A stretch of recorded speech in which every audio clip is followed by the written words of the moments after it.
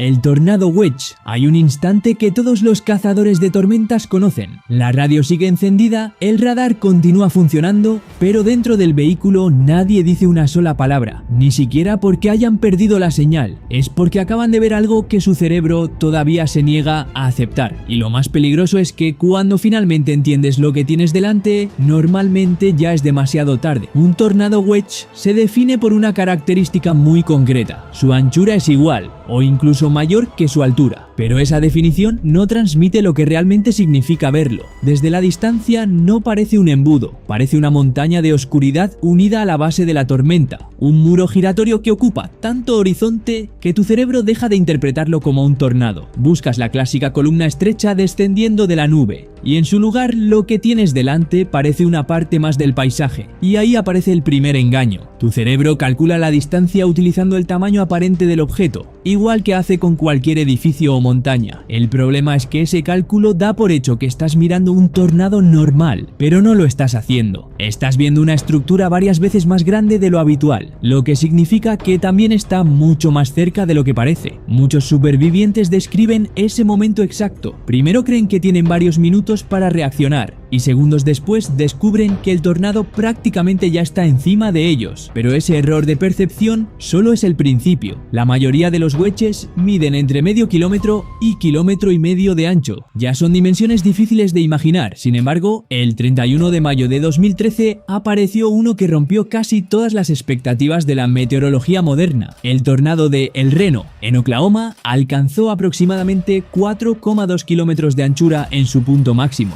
Imagina 45 campos de fútbol alineados uno junto al otro, y ahora imagina que toda esa masa está girando mientras avanza. Sus vientos llegaron a estimarse en torno a 476 km por hora, suficientes para arrancar estructuras completas de sus cimientos. Pero lo verdaderamente inquietante fue otra cosa. No seguía un recorrido predecible. Cambiaba de dirección de forma repentina, aceleraba, desaceleraba y realizaba movimientos que desafiaban muchos de los modelos utilizados hasta entonces para anticipar el comportamiento de un tornado. Fue precisamente esa imprevisibilidad la que provocó una de las mayores tragedias jamás vividas entre cazadores de tormentas. Tim Samaras, considerado uno de los investigadores de tornados más respetados del mundo, llevaba décadas estudiándolos. Viajaba con instrumentación científica, radar y una experiencia que muy pocos podían igualar. A su lado iban su hijo Paul y su compañero Carl Young. Ninguno de ellos sobrevivió, y la razón revela una de las características más aterradoras de un wedge. El muro de condensación que ves no marca el verdadero tamaño del tornado. La circulación de aire puede extenderse cientos de metros e incluso más de 1 kilómetro fuera de la parte visible. En otras palabras, puedes creer que estás fuera del tornado, cuando en realidad ya estás dentro de su campo de rotación. Eso fue exactamente lo que ocurrió en El Reno. El tornado era mucho más grande de lo que cualquier observador podía distinguir a simple vista, pero incluso dentro de esa gigantesca circulación estaba ocurriendo algo todavía más violento. Muchos wedges presentan una estructura multivórtice. En lugar de una única masa giratoria, contienen numerosos vórtices de succión orbitando alrededor del centro principal. Cada uno de ellos puede concentrar velocidades de viento que superan localmente los 480 km por hora, convirtiéndose en auténticas sierras de aire que recorren el interior del tornado. Eso explica por qué después del paso de un wedge, una casa puede haber desaparecido por completo, mientras otra, situada apenas 100 metros más allá, sigue parcialmente en pie. No se trata de azar, depende de si uno de esos subvórtices pasó exactamente sobre esa estructura o la esquivó por muy poca distancia. Es caos dentro del propio caos. A esa escala, un wedge deja de parecer un simple fenómeno meteorológico. Se convierte en una parte temporal del paisaje, tan inmensa como una colina o un valle, excepto que toda esa geografía está rotando a cientos de kilómetros por hora, y antes incluso de verlo, muchas personas aseguran haber sentido que algo no iba bien. Varios supervivientes describen una caída de presión tan brusca que la sintieron como un golpe físico en los oídos y el pecho antes de escuchar ningún rugido. Después comenzaron a caer objetos desde el cielo, no pequeños restos, sino fragmentos de edificios y vehículos lanzados a kilómetros de distancia. En algunos casos se han encontrado escombros elevados por encima de los 18.000 metros de altitud, entrando prácticamente en la parte alta de la tormenta para volver a caer muchos kilómetros después. Y sin embargo, embargo, dentro de ese gigantesco muro seguía escondiéndose algo todavía más pequeño, mucho más rápido y capaz de provocar daños incluso más extremos, porque el siguiente tipo de tornado es exactamente lo contrario al wedge. Parece débil, parece inofensivo, mucha gente incluso se acerca para fotografiarlo, y ese error ha terminado costando innumerables vidas. La cuerda parece nada, parece un hilo, una hebra fina cayendo desde las nubes, pálida, casi transparente, oscilando como si no acabara de decidirse. Es el tipo de cosa que miras de reojo y descartas, porque nada que se vea así podría hacerte daño de verdad. Empiezas conduciendo por una carretera rural, ves esa hebra a lo lejos, y piensas que es humo, piensas que es lluvia, piensas cualquier cosa menos tornado. Y eso es exactamente lo que hace que el conductor de al lado ya esté muerto. Los tornados de cuerda son la forma de tornado más frecuentemente observada en la Tierra. Son embudos delgados, sinuosos, serpenteantes, que se retuercen a través del paisaje como una cinta cortada suelta de las nubes. Algunos parecen una sola hebra de humo, otros se enrollan y giran en curvas lentas e hipnóticas antes de saltar de vuelta en la otra dirección. Y aquí está lo que casi todo el mundo se equivoca. Cuando un tornado parece una cuerda, normalmente está muriendo. Esa forma grácil se llama la etapa de rope out. La rotación de la tormenta se está debilitando. El embudo se está estirando cada vez más delgado a medida que la energía se drena del sistema. Pero muriendo hace mucho trabajo en esa frase. Un tornado de cuerda todavía puede llevar vientos de más de 160 km por hora. Es estrecho, a veces solo unos pocos metros de ancho en el punto de contacto, pero esa energía concentrada engaña. El camino de daño es estrecho, pero dentro de ese camino todo se rompe. Vallas arrancadas, vehículos volteados. Un tornado de cuerda cruzando una carretera deja una cicatriz en el pavimento que parece algo deliberado, como si alguien hubiera pasado una sierra circular por el asfalto con intención, y son casi imposibles de rastrear. Su movimiento errático y danzante hace que predecir su trayectoria sea prácticamente inútil. Un wedge grueso se mueve en una línea predecible. Un tornado de cuerda baila. Lo ves moverse hacia el noreste, planeas en consecuencia y entonces gira 50 grados y se va a otro lugar completamente distinto. Para cuando tu cerebro ha procesado el cambio, ya está encima de ti. Hay casos documentados en los que un tornado se convierte totalmente en cuerda. Parece levantarse del suelo y luego cae de vuelta segundos después con intensidad renovada. La tormenta encima nunca dejó de rotar. Lo que parecía un adiós era solo una pausa. Del hilo casi invisible saltamos ahora a la forma que tu cerebro construye cuando alguien dice la palabra tornado y realmente lo dice en serio. El cono es exactamente lo que crees que sabes, y esa familiaridad es lo que te mata. Un tornado de cono es la imagen en cada gráfico de advertencia meteorológica, la forma que dibujan los niños, el embudo que convirtió la caza de tormentas en una profesión. Más ancho arriba, donde se conecta a la nube de pared rotatoria, estrechándose limpiamente hacia el suelo en una forma geométrica reconocible. Estás en tu porche mirando el horizonte y lo ves. Ese es el momento del error. Piensas que lo entiendes, lo reconoces, crees que puedes juzgar la distancia y calcular tu ventana de escape, crees que la familiaridad equivale a seguridad. Juzgar la distancia de un tornado solo con la vista es notoriamente poco fiable. La atmósfera distorsiona la percepción visual. Las cortinas de lluvia alrededor del embudo oscurecen la base. Un cono que parece estar a 5 kilómetros de distancia podría estar a 1,5 kilómetros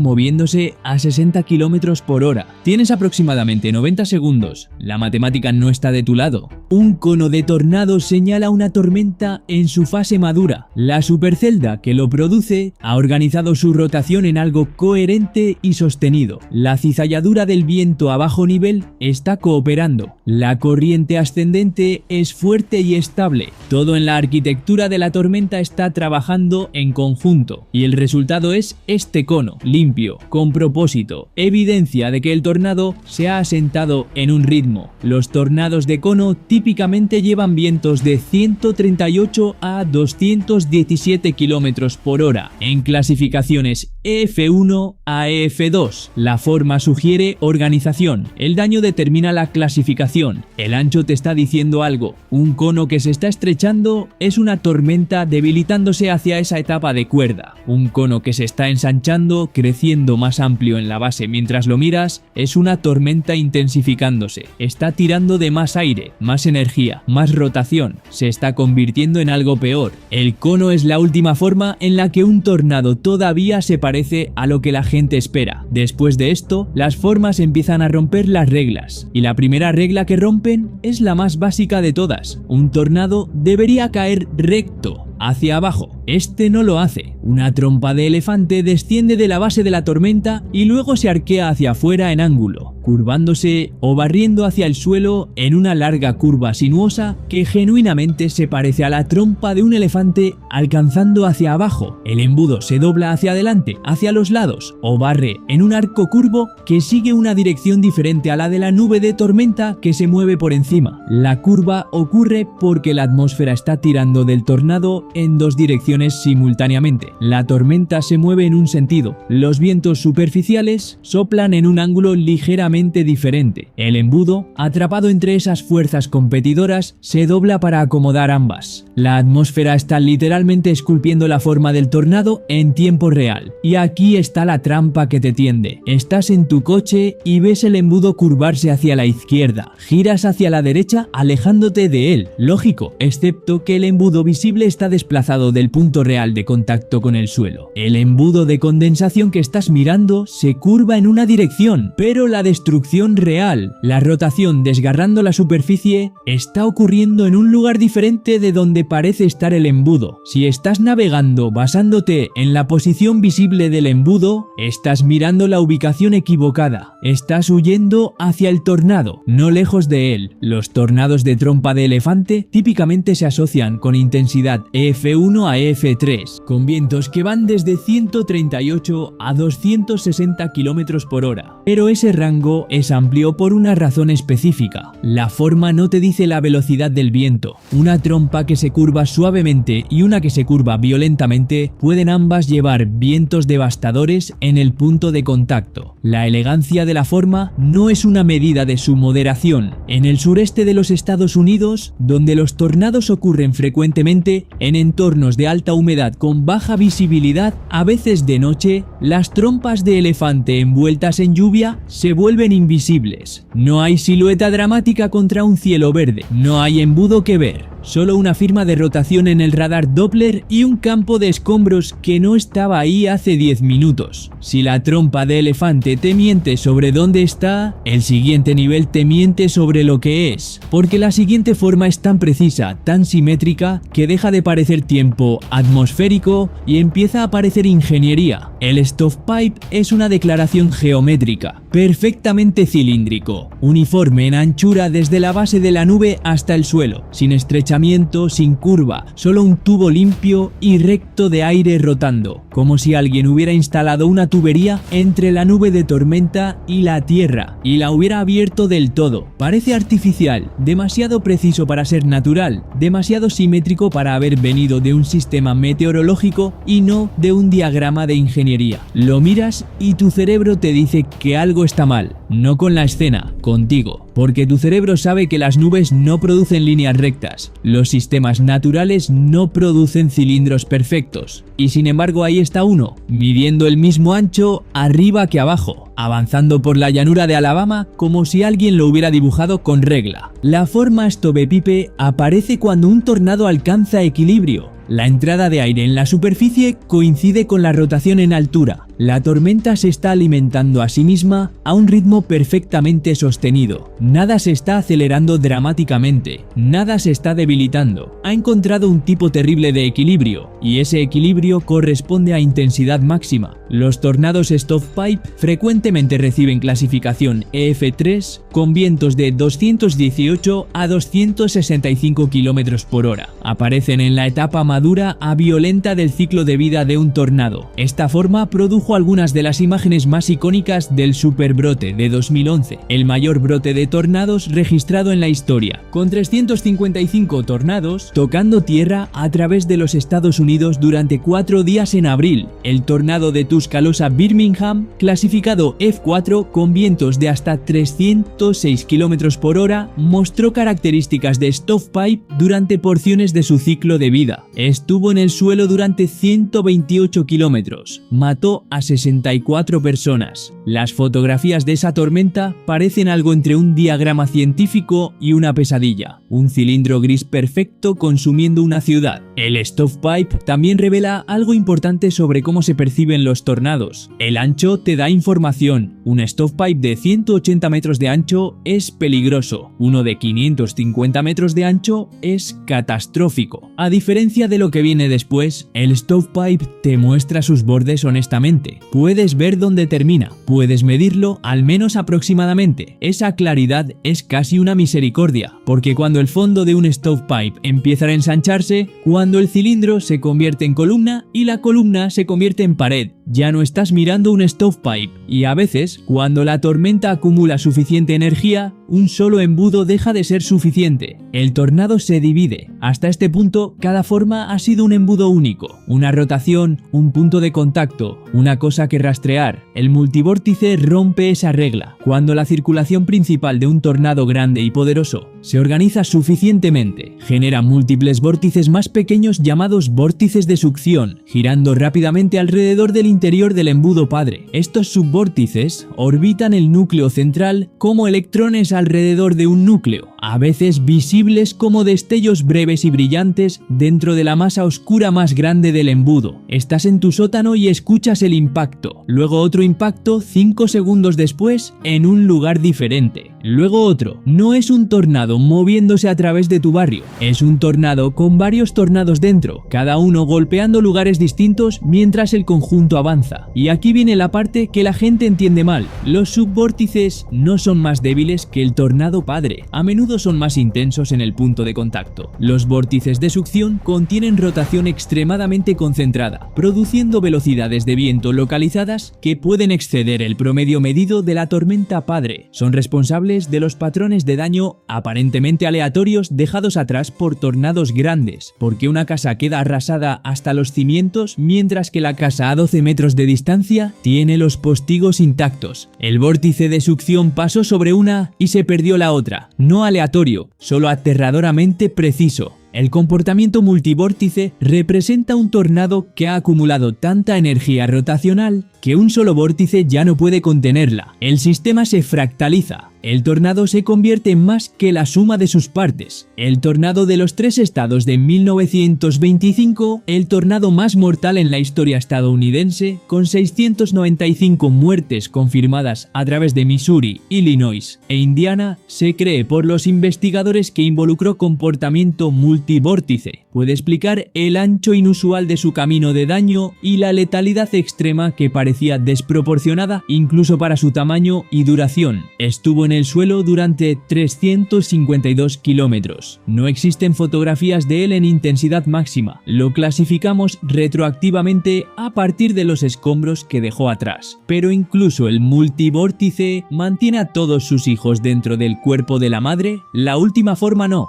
La última forma escupe un segundo tornado completamente separado y lo pone a orbitar el primero como una luna alrededor de un planeta. Un tornado satélite no es un vórtice de succión, no está contenido dentro del embudo padre, es el segundo tornado, se forma fuera de la circulación principal enteramente y comienza a orbitar la tormenta primaria a una distancia de varios cientos de metros a más de 1,5 kilómetros, su propio punto de contacto, su propio camino de daño, corriendo paralelo al tornado más grande, persiguiendo la misma pista y casi nunca visto a tiempo. Los tornados satélites son raros, requieren una tormenta padre de organización e intensidad excepcionales. El mesociclón, la gran columna rotatoria dentro de la tormenta, debe ser lo suficientemente poderoso para sostener 2 centros de circulación simultáneos. Es una tormenta operando a eficiencia atmosférica casi máxima. Y aquí está la parte que hace que los cazadores de tormentas experimentados aprieten el volante hasta que se les ponen los nudillos blancos. El peligro no es la velocidad del viento del tornado satélite. El peligro es dónde están tus ojos. Tus ojos están en el embudo principal. Tu cerebro está rastreando la tormenta grande. Has calculado su dirección. Crees que entiendes lo que viene. No ves el satélite hasta que ya está cerca porque tu atención nunca se apartó del primario. y ahora hay dos tornados moviéndose en direcciones ligeramente diferentes al mismo tiempo,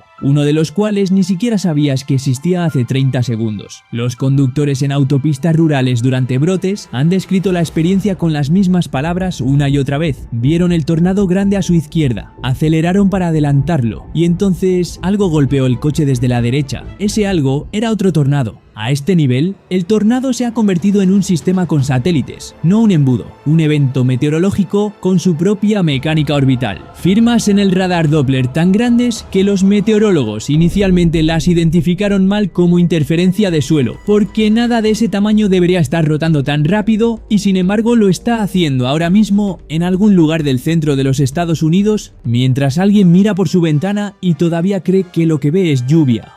No olvidéis apoyar este tipo de contenido suscribiéndoos y viendo este otro vídeo muy curioso que os encantará.